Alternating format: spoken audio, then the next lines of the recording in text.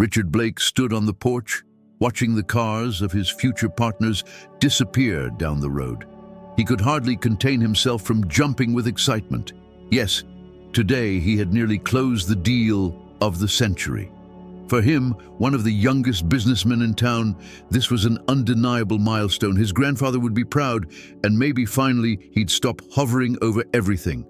Not that Richard minded help. His grandfather was a seasoned pro, but what he really wanted was for Walter Blake to believe in him, not micromanage every decision. Just a week ago over dinner, his grandfather had asked, "Why do you seem stuck in place?" "It's like you're afraid to take a step." Richard had sighed. "Grandpa, you know I can't make a single move without you. I've studied for years, worked by your side all this time, but you still treat me like a child, a grandson who needs his nose wiped."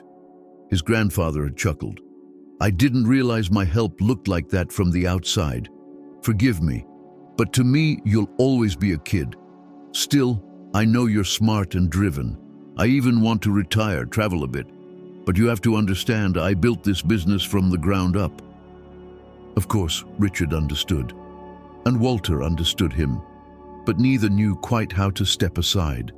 The business was already legally in Richard's name. Technically, he didn't have to listen to his grandfather anymore. But the respect was too deep. He admired the man, loved him.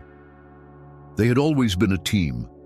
Somehow, Walter's son, Richard's father, never cared for business. He was an artist, married a dancer, had Richard, and then handed him off to Grandpa while they lived a free-spirited life. One continent, then another. They died on some wild expedition, chasing beauty in uncharted forests. It had been so long ago that Richard could barely remember them. The next morning, Walter was waiting for him at breakfast. "Listen, kiddo, I've been thinking, and I realize that until I completely step back, you'll never be able to truly take charge. But you know I worry. So here's the deal. I'm going away for a month. Promise me you won't call. I'll be fine. Just work, explore, try new things.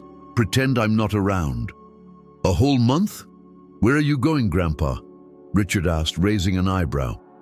His grandfather blushed a little. He was in his 70s but looked barely 60. Richard smiled knowingly. "Don't tell me there's a woman involved." Walter snorted. "Oh, give me a break. It's just Nancy Peterson. You know her. We're old friends. She bought a country house." "A country house?" "Well, more like a cottage estate. She invited me to come take a look, give some advice." "For a month?" Walter's eyes twinkled. "All right, Richard. I don't ask why you don't come home on weekends, though maybe I should. Isn't it time you settled down?" Richard laughed and threw his hands up. Okay. Topic closed. I won't ask a thing." Walter smiled. "So that's settled. I'll be back in a month. If everything's in order, I'll finally feel free. Deal?" "Deal." And now, just 2 weeks later, Richard had nearly done something he hadn't dared dream of. He had landed a huge contract. If nothing fell through, his grandfather wouldn't just be proud, he'd be beaming. What could go wrong? The preliminary agreement was signed. Only the final paperwork remained. The final signing was scheduled for tomorrow, just a formality. Richard returned to the office. He could finally enjoy a quiet cup of coffee, maybe with a drop of cognac, to celebrate. Why not? He deserved it. He was on top of the world. Inside, he felt like a child about to burst. He wanted to jump and shout, but of course he couldn't. He was a serious man, 30 years old, a respected businessman. He suppressed the grin, put on a straight face, and made his way to the office, but he didn't make it to his desk. "Mr. Blake!" He stopped. Vera Sullivan was hurrying toward him. She was essential to the company, recruiting staff, training them, keeping everything running. You could assign her to any department and she'd make it work. She was also the unofficial office manager, secretary, and more. "Yes, Vera? What is it?" "Well, it's not an emergency, But our cleaner, Marina Coleman, she's sick. Down with a fever. She's worried sick, you'll fire her. She shouldn't worry, of course not, but we do need someone to fill in. That's what I came to tell you. Marina asked if her daughter could take her place temporarily. She's home on break and can help out. A kid? Not exactly. She's in college in another city. She's of age, if that's what you mean. Wait, how old is Marina? 62. And the daughter? 23. Well, that's life. Marina used to teach, never married, had a child on her own. It happens. Think the girl can handle it? I'm sure she can. She's helped her mom here before, during school breaks. All right. Just make sure everything runs smoothly. Of course, Mr. Blake. I've known their family a long time. They're good people. Richard finally reached his office, sank into his chair, and thought over the day. He smiled. His fingers itched to call Grandpa and tell him everything, to hear him say how proud he was. His phone buzzed. A message from the partners. Final signing at 10 a.m., address included. That was it. Time to celebrate. He opened the bar, hesitated, then poured himself a glass of champagne.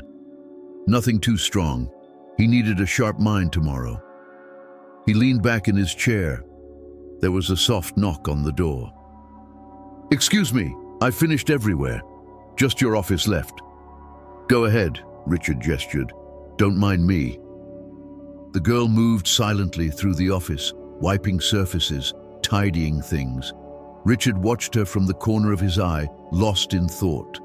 Then he turned. How's Marina doing? She smiled. Better, thank you. Last night was the worst. Her fever nearly hit 104 degrees Fahrenheit. Richard raised an eyebrow. Strange. Why didn't she say anything? We're not monsters here. She's always like that. Keeps quiet, pushes through. I scold her constantly. She does translations from home too. She's convinced she has to work more while I'm in school. It makes me feel guilty. Why? She sighed. She's always worried I'll miss out on something, like not having what other kids have. I work part-time too, but I can't get her to rest. What's your name? Annie. You know, Annie, maybe it's a generational thing. My grandfather is over 70, and I can't imagine him lounging in front of the TV. He's always on the move, always pushing for more. Annie smiled. Sounds familiar. And where do you study? Richard found her intriguing. She spoke clearly, politely, without being fake. When she said she was studying finance, he whistled. Well, look at that. We're practically colleagues. She laughed. Mind if I organize this area? Sure, don't worry. I won't mess it up again.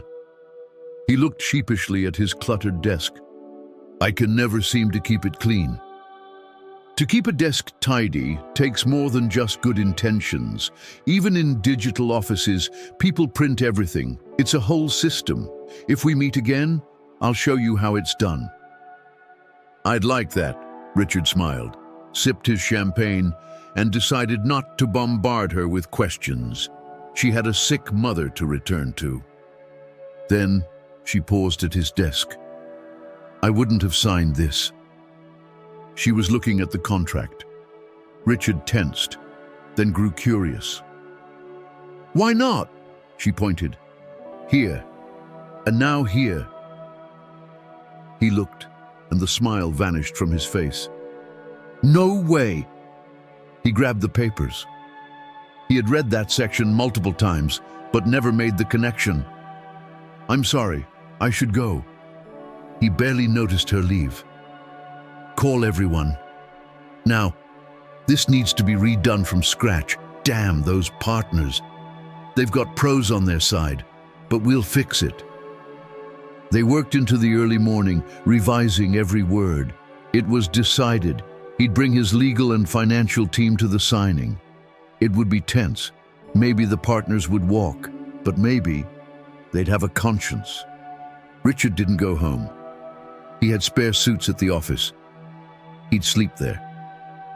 An hour before the meeting, he had a thought. Annie.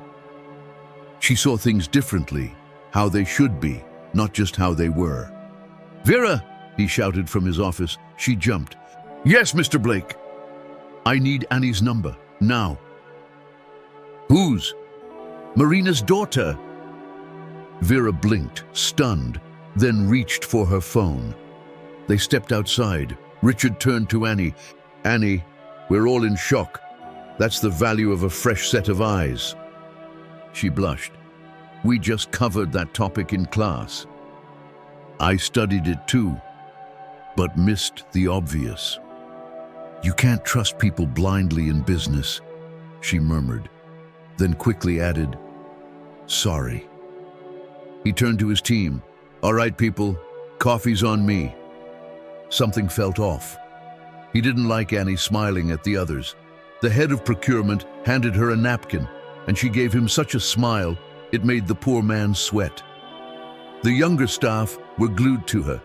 They'd forgotten who was in charge. Grandpa came back tanned, looking younger. "Wow, you look different," Richard hugged him. "You too, you've lost weight. Look tired. What happened?"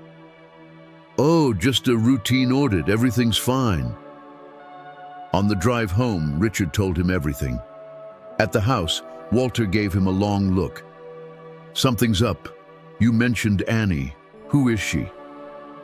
"Just a girl. Marina's daughter. Studies finance." "Look at me."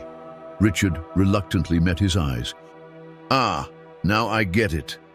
Nothing happened, but your whole face changes when you say her name. Tell me." "There's not much to tell. She's amazing. I asked her out, anywhere. She turned me down." "What did she say?"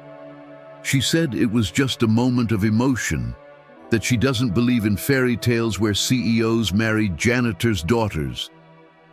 "Smart girl. But Marina's not a janitor. She's a great translator. You really can't do anything without me, can you?" "What does that have to do with you? She just doesn't like me." Walter sighed. "What are you waiting for? Get the car, buy flowers, go ask her out." "What if she says no?" "Ask again. That's what men do." "Hurry up. I'm leaving again in 2 weeks." Richard stood there, stunned. It all seemed so simple. And maybe it was. "Grandpa, thank you. I'm going for it. I'll make her like me." "Richard, if she didn't already like you, she wouldn't have turned you down." It made no sense, but he didn't have time to figure it out. Annie was leaving in 3 days. He had to win her over. Even traveling on weekends wasn't too much. After graduation, they didn't wait long. They had a beautiful wedding. And of course, Walter and Nancy Peterson were there too. Thank you for watching to the end. If you enjoyed the story, I'd love your support with a thumbs up. Take care.